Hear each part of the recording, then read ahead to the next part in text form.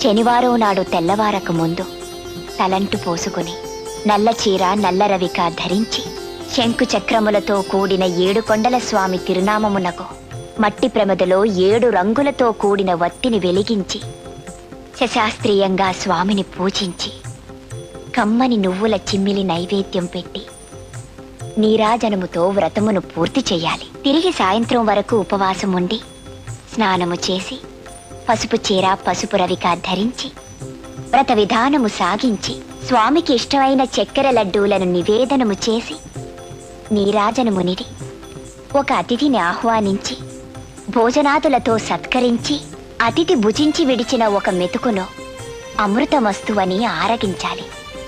అప్పటికి ఆనాటి శనివార వ్రతం పూర్తవుతుంది.